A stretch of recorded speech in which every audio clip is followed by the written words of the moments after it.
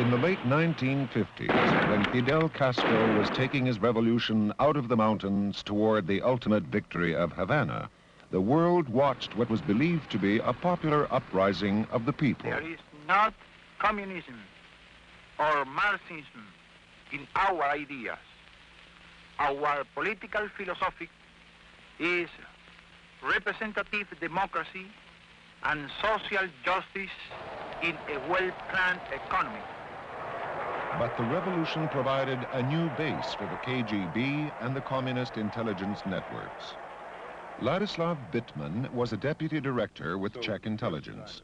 A few years after the revolution, the Czechs helped to build up the Cuban intelligence service. And then, I think in the early 1960s, the Soviets took over completely when Cuba was really in the hands of the Soviet bloc, the Soviet Union.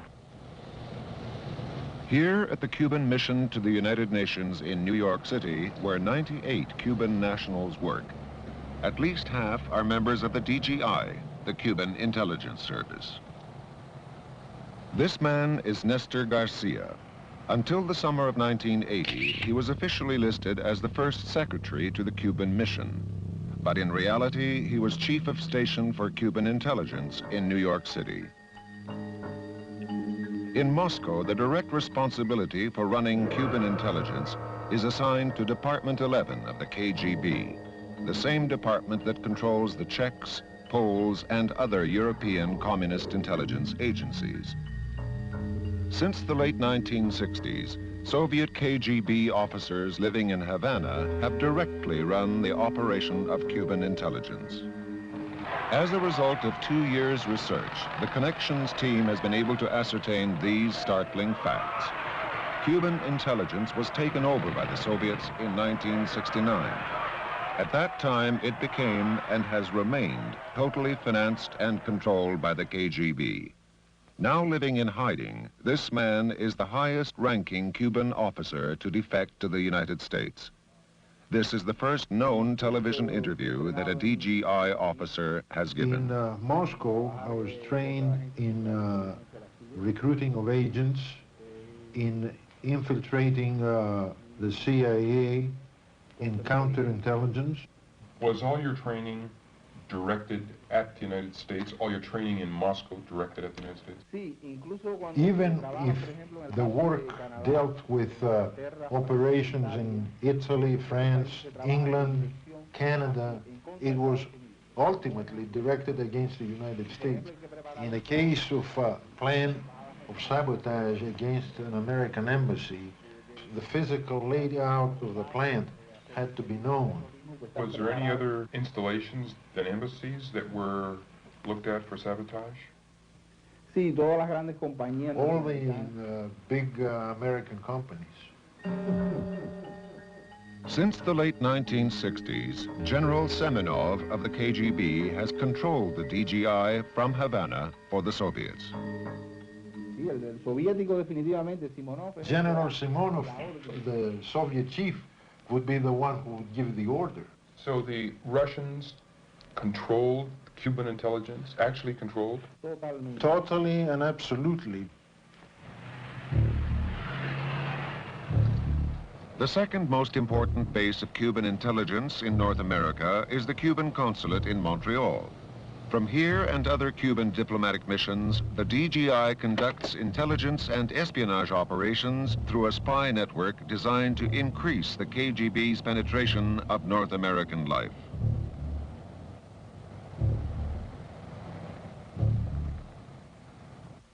You saw the files of these people in Havana, correct? Yes, I know many. Were they working, for instance, trying to get defense secrets from America? Definitivamente. Yes, definitely so. What else? ¿Qué otra cosa? Información política. Political information, economic information, leftist movements in the United States, on the blacks. Información sobre las plantas de... Industrial plants of the United States, like power plants and so on and so forth. Why would they be interested in power plants? This information is necessary to the Soviets. This former DGI officer was shown the official list of the 12 Cubans stationed in Washington at the Cuban Interest Section. How many on that list do you know as being in intelligence? Cuatro. Four. There are 4 on that list. Pero los demás, Certainly. Have you ever heard of a Mr. Ricardo Escartin? sí, es oficial de inteligencia. He's an intelligence officer. How about Mr. Juan Carbonell? Juan Carbonell es otro oficial de inteligencia. Juan Carbonell is another intelligence officer who was in Jamaica. Jeju Arbalea? También. Also. Mr. Martinez? Sí, ese es otro oficial de inteligencia. Yes, this is another officer of the DGI. 6 months after this interview, Ricardo Escartin was expelled from the U.S. for espionage activities. But the other DGI officers, Carbonell, Arbolea, and Martinez, are still operating in Washington. In the mid-1960s, the black ghettos of America erupted in flames and violence in an apparently spontaneous protest. The riots did not need instigation by outside elements, yet once the conditions were ripe, revolutionaries of the left moved in, funded and supported by the Cuban DGI. One such revolutionary was Phillip Luce. What was the nature of your meeting with Fidel Castro? Our nature, first of all, was we met a number of times, but our first meeting dealt with what the group would do in Cuba. Secondly was what we could do in the United States once we returned, and third of all, we received over $20,000 to bring back to the United States. The next year, we were engaged in tremendous riots in New York City, which then spread to Cleveland, to Los Angeles, to other areas.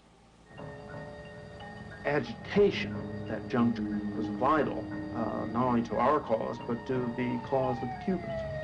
We trained people in the use of weapons. We also trained people on how to stand on top of their tenement buildings and throw down garbage cans filled with bricks. We also taught them how to make Molotov cocktails.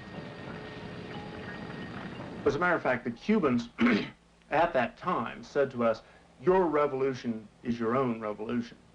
But while we were in Cuba, they gave us money to bring back to the United States to be utilized in terrorist activities.